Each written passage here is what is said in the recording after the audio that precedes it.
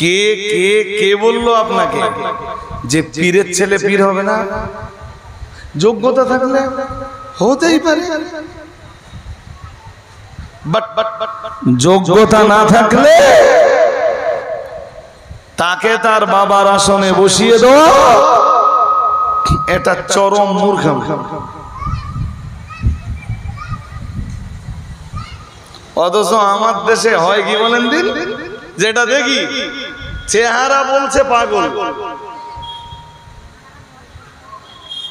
চেহারা হাব ভাব ভাবতাল সব বলছে জোর করে বলেন পাগল। অথচ আমার দেশের কিছু হুজুররাই জোর করে ধরে দেশে পীরত্বের আসন। যোগ্যতা তার ছিল না, যোগ্যতা তার ছিল না ও ভাইরা আমার। এরপরেও তার ইচ্ছা ছিল 16 আনার জায়গায় 18 আনা সে খেলাফতের মসনদে বসবে। আর তার আব্বা আমিরে মুআবিয়া, হযরত আমিরে মুআবিয়া রাদিয়াল্লাহু তাআলা আনহু ইন্তেকালের পরে সে খেলাফতের মসনদে বসলো। ও বাবাজি রে ভাইরা, তখন ইমাম হোসেন রাদিয়াল্লাহু তাআলা আনহু বললেন, না না না না না, আমার জীবনে আমার যতক্ষণ শ্বাস প্রশ্বাস রয়েছে, আমার শরীরে আমার শেষ রক্তর ফোঁটাটা যতক্ষণ বিদ্যমান থাকবে, আমি ইয়াজিদের মতো কোন অযোগ্যকে খলিফা হিসাবে মানব না। আরেকটু মন খুলে বলেন। আমরা আল্লাহ শুকরিয়া আদায় করছি, আমি জি কোন অযোগ্যকে পাত্তা দেই না।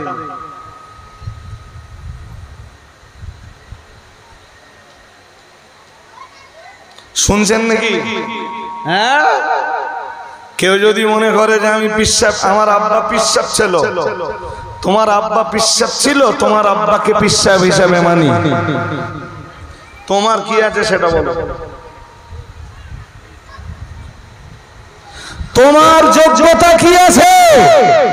আমিরে মুআবিয়ার যোগ্যতা ছিল, তিনি মুসলিম জাহানের খলিফা ছিলেন। ইয়াজিদের কি যোগ্যতা আছে?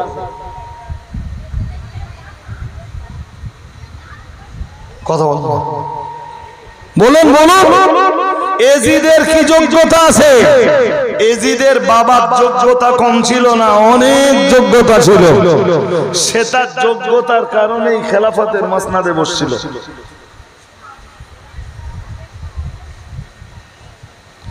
আজকের যদি এই থিওরি কাজে লাগানো হয় যে আলেমের ছেলে আলেম হবে, হাফেজের ছেলে হাফেজ হবে, মৌলানার ছেলে যোগ্যতা থাক আর না থাক মৌলানা হবে, মুফতির ছেলে মুফতি হওয়ার মতো যোগ্যতা থাক নাই বা থাক তাকে মুফতির চেয়ারে বসাতে হবে, তাহলে ইয়াজিদ যা করেছিল ওটাও ঠিক। হ্যাঁ না কিছু বলবেন তো না? ভুল হয়ে যাচ্ছে আমার। হ্যাঁ, ফিডব্যাক দিতে হবে আপনাদের। আমার ভুল হলে আপনারা বলে দেবেন, আপনাদেরকে শিখে নেব আমি। একদম সোজা সাপটাই বলছি, সোজা সাপটা ভাষায় বলছি। হ্যাঁ, আলেমের ছেলে আলেম হলে মেনে নেব, হাফেজ সাহেবের ছেলে হাফেজ সাহেব হলে তাকে খতম তারাবির দায়িত্ব দেব। হাফেজের ছেলে ধরুন মৌলানা, সে হাফেজ হয়নি, গোবিলা মসজিদে যদি ওর উপরে খতম তারাবির দায়িত্ব দেওয়া হয়, পারবে? জোর করে বলেন, পারবে? এরপরেও যদি গোবিলা গ্রামের লোক বলে না আমরা তোমার আব্বার নেই খতম তারাবি পড়তুম, তোমারও পড়তে হবে, তাহলে ও এসে ইয়ালামুন তালামুন তাফালুন করে ছেড়ে দেবে। আয়াত তোর মুখস্থ নেই।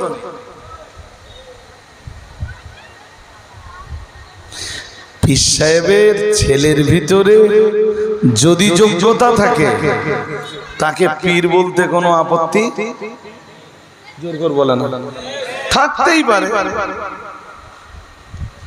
কে কে কে বললো আপনাকে যে পীরের ছেলে পীর হবে না? যোগ্যতা থাকলে হতেই পারে, বাট যোগ্যতা না থাকলে তাকে তার বাবার আসনে বসিয়ে দাও, এটা চরম মূর্খামি। অথচ আমার দেশে হয় কি বলেন দিন, যেটা দেখি চেহারা বলছে পাগল,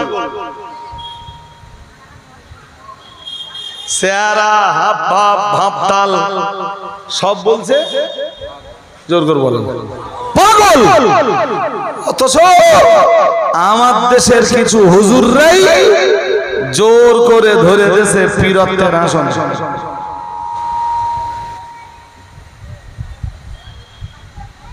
ওটাই তো ইমাম হোসেন আর এজিদের লড়াই। কি হচ্ছে ভাই? কেন দাঁড়ান দাঁড়ান, আপনার কথা বললে সবাই বললি ওর মাথার মোটে কাজ করবে না, তখন কি হবে? জি যেটা বোঝাতে চাচ্ছি, এই কারণে রজব আলী সাহেবরা আজ অবধি আমিও চাইলে অযোগ্য লোকের কাছে আশ্রয় নিতে পারতাম, কিন্তু আমি আজ অবধি কোন অযোগ্য লোকের আশ্রয় নেয়নি। নেতা হিসাবে মানব তো একজন আলেমকে মানব, নেতা হিসাবে মানব তো একজন মুফতিকে মানব, নেতা হিসাবে মানব তো উঁচু স্তরের একজন আলেমে দ্বীনকে মেনে চলবো, নেতা হিসাবে মানব তো একজন তাকওয়া অবলম্বীকে মেনে চলবো, নেতা হিসাবে মানব তো হাক্কানি রব্বানি একজন আলেমকে মেনে চলবো এবং তার দেওয়া ডিরেকশন অনুযায়ী, তার দেওয়া তার বাতলে দেওয়া রাস্তা অনুযায়ী নিজের জীবনকে পরিচালনা করব। কোন অযোগ্যকে আমিরের চেয়ারে বসাবো না, কোন অযোগ্যকে পীর সাহেবের চেয়ারে বসাবো না, কোন জাহেলকে আলেমের চেয়ারে বসাবো না। জি বসালে আমার ধর্মীয় জীবন মজবুত নয়, বরং এই অযোগ্য লোকটাকে যোগ্যতার চেয়ারে বসালে সে আমাকে ধার্মিকতার জায়গা থেকে সরিয়ে জাহান্নামের রাস্তা দেখাবে। There is no doubt, সন্দেহ নেই। আর আপনাদের যদি সন্দেহ থাকে বলুন, আমি হাদিস পড়ি। রাসূলুল্লাহ বলেন, যেই হাদিসটা বলতে যে এতক্ষণ বলিনি, হাদিসে এসেছে রাসূল বলেন, ইন্নাল্লাহা লা ইয়াকবিজুল ইলমা ইনতিজাআন ইয়ানতাজিউহু মিনাল ইবাদি ওয়ালাকি ইয়াকবিজু বিকবজিল উলামাই। প্রিয় নবী মুহাম্মদুর রাসূলুল্লাহ সাল্লাল্লাহু আলাইহি ওয়াসাল্লাম নবী আমার জানিয়ে দিয়েছেন, ও আমার সাহাবীরা মনে রাখো, ইন্নাল্লাহা লা ইয়াকবিজুল ইলমা ইনতিজাআন ইয়ানতাজিউহু মিনাল ইবাদি। প্রিয় নবী মুহাম্মদুর রাসূলুল্লাহ সাল্লাল্লাহু আলাইহি ওয়াসাল্লাম আমার আল্লাহর নবী জানিয়ে দিয়েছেন, কিয়ামতের নিকটবর্তী সময়ে আল্লাহ এলেম উঠিয়ে নেবেন। তো আল্লাহ পাকের রাসূল বললেন, ও আমার সাহাবীরা মনে রাখো, এলেম উঠিয়ে নেওয়ার মর্ম, এলেম উঠিয়ে নেওয়ার ব্যাখ্যাটা হঠাৎ করে আমার আল্লাহ আলেমদের অন্তর থেকে এলেম টেনে বার করে নেবেন না। এই যে একজন আলেম আছে সমাজের, হঠাৎ করে কোন আলেমের অন্তর থেকে এলেম টেনে আল্লাহ বার করে ওর কলবে থেকে যাবে এলেম। হ্যাঁ হ্যাঁ, এলেম লোপ পায় কখন জানেন? কবে? আমার দাউদ আছে।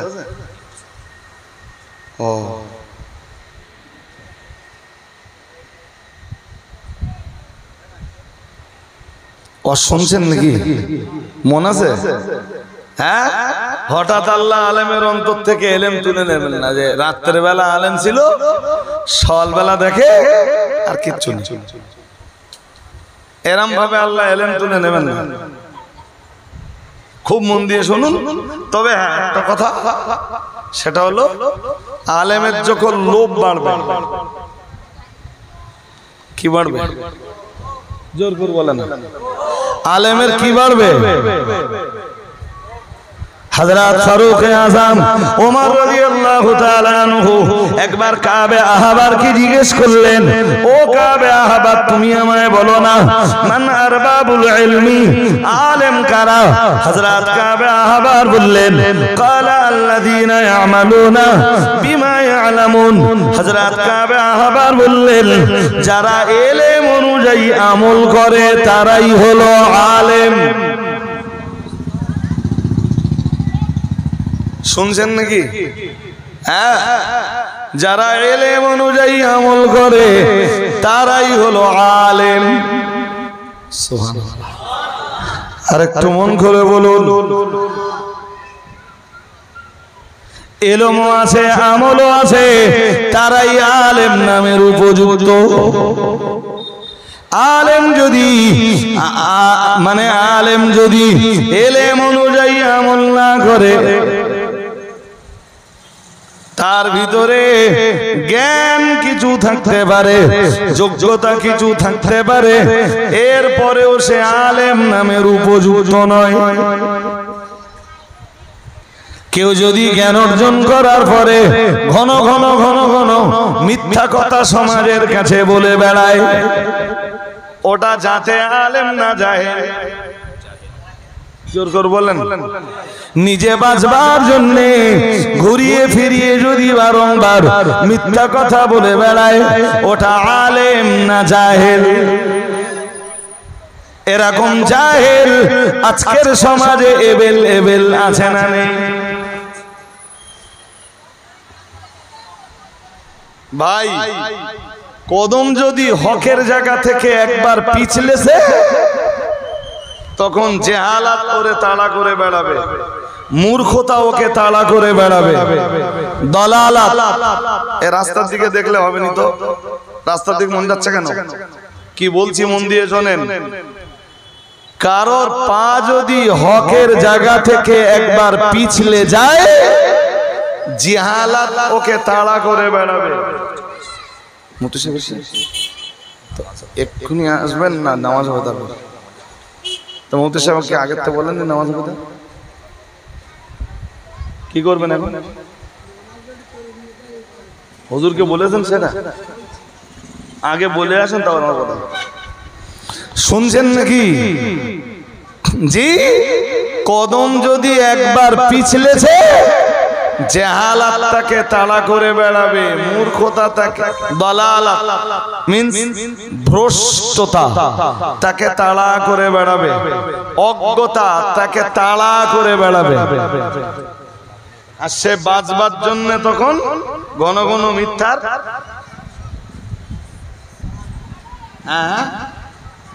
হ্যাঁ শুধু মিথ্যার আশ্রয় নেবে না, ভালো লোকগুলোর নামে অপবাদ দেওয়া শুরু করবে। আমার কথা বোঝেননি? সমাজের পরহেজগার, দিনদার, আলেমে দিন যারা, হাক্কানি রব্বানি আলেমে দিন যারা, তাদের নামে তখন দুর্নাম বদনাম অপবাদ দিয়ে বেড়াবে। এটাও তো চলতেছে না? চলে না? হ্যাঁ না, জোর করে বলেন, চলছে না? চলছে। কেন চলছে? জেহালাত তাড়া করে বেড়াচ্ছে, দলালাত দম ফেলতে দিচ্ছে না। এই মনে হয় জনগণের কাছে ধরা পড়ে যাই যাই যাই যাই যাই, আবার একটা মিথ্যা ফাঁদ তৈরি করে নেবে। বাঁচবার জন্য মিথ্যা ফাঁদ তৈরি করা ছাড়া আর কোন রাস্তা। জোর করে বলুন, হ্যাঁ এই আলেম নামের উপযুক্ত না এরা। আলেম কারা? কাল আল্লাযীনা ইয়ামালুনা বিমা ইয়ামালুন। হযরত কাবে আহবার রাদিয়াল্লাহু তাআলা আনহু ফারুক আযম ওমর, হযরত ওমরকে জবাব দিলেন। হযরত কাবে আহবার জবাব দিলেন, আলেম নামের উপযুক্ত তারাই আল্লাযীনা ইয়ামালুনা বিমা ইয়ামালুন, যারা ইলম অনুযায়ী নিজেদের জীবনটাকে গঠন করতে পেরেছে, তারাই হলেন আলেম নামের উপযুক্ত। আর একটু মন খুলে বলেন, আরো আওয়াজ দিয়ে বলেন আলহামদুলিল্লাহ। দেখতে দেখতে মুফতি সাহেব টাইম 8:30 বোধহয় টাইম ছিল, 8:30 হয়নি। জি এসে পড়েছেন, আমার আর 2-3 মিনিট ওয়াজ করলে হয়ে যাবে, শুনবেন না? হ্যাঁ, তো সম্ভবত আজান নামাজ হবে নাকি নাকি এর ধারাবাহিকতা বল থাকবে, কর্তৃপক্ষরা আমাকে জানালে আমি বলে দিচ্ছি। তবে একবার আমি ঘোষণা দিয়েছিলাম যে আমাকে যেমনটা বলেছিল। জি চলুন, হযরত কাবে আহবার আবার জিজ্ঞেস করলেন, হযরত কাবে আহবারকে হযরত ওমর আবার জিজ্ঞেস করলেন, ফামা আখরাজাল ইলমা মিন কুলুবিল উলামা। এদিকে এদিকে এদিকে ওদিকে দেখলাম না, তাহলে আমার এই ওয়াজগুলো সব বেকার যাবে বলো। হযরত ফারুক আযম ওমর রাদিয়াল্লাহু তাআলা আনহু বললেন, আবার জিজ্ঞেস করলেন কাবে আহবারকে, বললেন ছোট ভাই আমার পিছনে চোখ যাচ্ছে কেন? চোখ অন্যদিক গেলে আমার কথার দিকে আর তো কি বলছি। হযরত কাবে আহবার জিজ্ঞেস করলেন, জিজ্ঞেস করা হলো কাবে আহবারকে, হযরত ওমর ফারুক জিজ্ঞেস করলেন, বললেন ফামা আখরাজাল ইলমা মিন কুলুবিল উলামা, আলেমের অন্তর থেকে ইলম বেরিয়ে যায় কখন? শুনছেন? হ্যাঁ, আলেমের অন্তর থেকে ইলম বার করে নেওয়া হয় কখন? হযরত কাবে আহবার জবাব দিলেন, কালা আত-তামা, যখন আলেমের অন্তরে লোভ জন্মায়।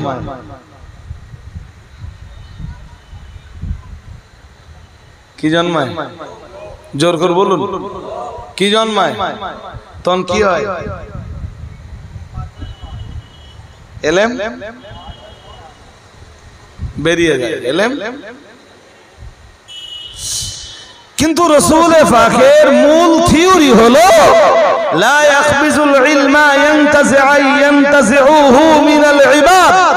আল্লাহ বান্দাদের অন্তর থেকে ইলম টেনে বার করে নেবেন না, লোভের জন্য বেরিয়ে যায়, গল্প আলাদা। কিন্তু যে আলেমের অন্তরে লোভ না থাকে, আচ্ছা বলুন দিন 5,000 টাকা নজরানা পাওয়ার পরেও হুজুর 2,000 টাকা আবার চেয়ে নিলে, এটা লোভ না? লোভ না? 15,000 নজরানা পাওয়ার পরেও টাকা ছুঁড়ে ফেলে দিলে, লোভ না? লোভ না? আসবার দিন সকালবেলায় বলে দিলে যে টাকা অ্যাকাউন্টে আগে মেরে দাও তারপর যাব, এ লোভ না? লোভ না? এরম লোভী সমাজে আছে না নেই? হ্যাঁ, সেই সব লোভীদেরকে এনে পীরজাদা পীর সাহেব বলে স্টেজে তুলে দেওয়ার লোক আছে না নেই? হ্যাঁ, কিছু হুজুরও আছে না নেই? আরে হ্যাঁ না বলে না, কিছু হুজুরও আছে না নেই? হ্যাঁ, কিন্তু মূল থিওরি হলো আল্লাহ আলেমদের অন্তর থেকে ইলম টেনে বার করে নেবেন না, ওয়ালাকি ইয়াকবিজু বিকবজিল উলামা, বরং পৃথিবী থেকে হাক্কানি আলেমরা বিদায় নেবে, আল্লাহ তাদের জান কবজ করে নেবেন। মানে আলেমরা, হাক্কানি আলেমরা দুনিয়া থেকে চলে যাবার ফলে ইলম উঠে যাবে, ইলম। আর অল্প কিছু আলেম নামের ব্যক্তিত্ব থাকলেও সমাজ তাদেরকে ভাববে এরা জঞ্জাল। কি ভাববে? কারণ আলেমদের সঙ্গে অপরাধীদের মানে অপরাধীদের সংঘাত আজকের না, বলো। সমাজের প্রভাবশালী অপরাধী যারা, শুনছেন কথা, ওদের সঙ্গে সংঘাত তো সেই নবী রাসূলদের আমল থেকে। তো আলেমরা যখন হক কথা বলবে, সংঘাত তখন তৈরি হবে। তখন এই আলেমদেরকে ছেড়ে মানুষ জাহেলদের আশ্রয় নেবে বাঁচার জন্য। মুফতি সাহেবের কাছে গেলে বাঁচবার রাস্তা নেই। আমি যা অন্যায় করেছি তাতে মুফতি সাহেবের কাছে গেলে বাঁচবার রাস্তা তাহলে এমন একটা হুজুর দর যেই হুজুর আমারে বাঁচাতে পারে। আমি আমার অপরাধের জায়গাতে বহাল থাকবো, এরপরও যে হুজুর আমার বাঁচাবে আমি সেই হুজুরের অনুসরণ করব। আমার কথা কি বুঝতেছেন? হ্যাঁ, নবীজি বলেন তখন ওরা জাহেলদের অনুসরণ করবে ফাসুইলু, এবং জাহেলদের কাছে ফতোয়া চাইবে। ফাতাও বিগাইরি ইলমিন, আর এই জাহেলরা জ্ঞানেদের থাকবে না, এলেমেদের থাকবে না, এরপরও এরা ফতোয়া দেবে। কারণ কি, এদের এলেম নেই এটা জেনেও জনগণ ওদেরকে আলেমের চেয়ারে বসিয়ে দেবে। হ্যাঁ, এখন চেয়ার যদি বাঁচাতে হয়, গদি যদি বাঁচাতে হয়, আসন যদি বাঁচাতে হয়, পীরত্ব যদি বাঁচাতে হয়, হুজুরগিরি যদি বাঁচাতে হয়, ফতোয়া তো এখন দিতেই হবে। হ্যাঁ না বলবে না? ফতোয়া দিতে হবে না? নবীজি বলেন ফাতাও বিগাইরি ইলমিন, জ্ঞান ওদের থাকবে না, জ্ঞান ওদের নেই, এরপরও ওরা ফতোয়া দেবে। আর ওরা অজ্ঞতাবশত ফতোয়া দেওয়ার কারণে ফাদাল্লু, নিজেরা বিপদগামী হয়ে জাহান্নামে যাবে। ওয়া আদাল্লু, আর যারা ওদের ফতোয়া নিয়ে, জি ওদের ফতোয়া অনুযায়ী ধর্মজীবন পরিচালনা করার ভাবনা ভাববে, ওরা তাদেরকেও জাহান্নামে পাঠাবে, তাদেরকেও জাহান্নামের দিকে ঠেলে দেবে। আল্লাহ আমাদেরকে এই সমাজের সর্বস্তরের অযোগ্যদের হাত থেকে রক্ষা করুন, বলুন আমিন, বলুন না আমিন। ভাই তাই একটু লম্বা হয়ে গেছে, ব্রেক করতে একটু দেরি হয়েছে। মুফতি সাহেব এসেছেন, কিন্তু নামাজের জন্য, নামাজটা তো আসল, একটু মানে নামাজের জন্য বিরতি থাকবে, সবাই জামাতে শরীক হন। মুফতি সাহেবও দেখছি মসজিদে ঢুকেছেন, তাই তো? এটা মসজিদ তো? মুফতি সাহেব হুজুর কিবলা বারাকাল্লাহু ফি হায়াতিহি, বলুন আমিন। আমি বিদায় নিলাম। ওয়া আখিরু দাওয়ানা আলহামদুলিল্লাহি রাব্বিল আলামিন।